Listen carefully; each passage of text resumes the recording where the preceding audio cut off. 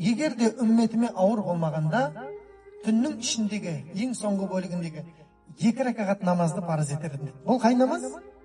Тахаджуд намазы. Парыз намаздардан кейінгі Аллаға ең қатты ұнайтын намаз тахаджуд болды. Бірақ хадис. Ол сәттегі дұғалар қайтарылмайды. Ол сәттегі шипатленген адамдар ауруынан жазылмай қоймайды.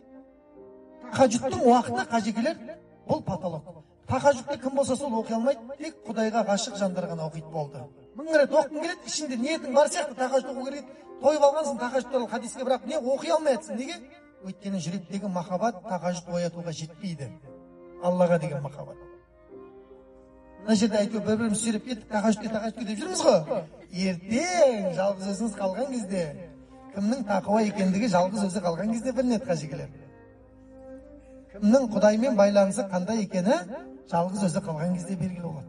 Сол үшін де пайғамбарымыз айтады, түннің ішіндегі намазды парыз етер еді, 2 ракағат деп айтады, қажекелер, 2 ракағат. Сол 2 ракағат сыйлығын қараңыздар. Мына дүние және оның ішіндегі бүкіл нәрседен қайырлы. Адамдар бір-бірі үшін қырылып жатыр мына дүниеде қажекелер. Бір-бірін сатып жатыр, алдап жатыр, зорлап жатыр, қанап жатыр, лақтырып жатыр, қадап жатыр. Дүние үшін. Енді мына 2 ракағат намаз дейді. Мына дүние және оның ішіндегі бүкіл нәрседен қайырлы дейді. Қай намаз?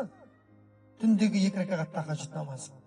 Егер де үмметіме сол ауыр болмағанда, парыз етер едім. Үмметіме ол ауыр дейді, парыз орындалмаған болады. Сол үшін мына аятқа қайтам қажекелер. Азизун алейхима аниттум. Сендердің қиналуларың пайғамбарға ауыр тиеді деп жатыр. Көрдіңіздер ме? Бізді анжақта қиналып қалмасын деп, кейбір парыз нәрселердің деңгейін түсіріп тастаған пайғамбарымыз саллаллаху алейхи ва саллям.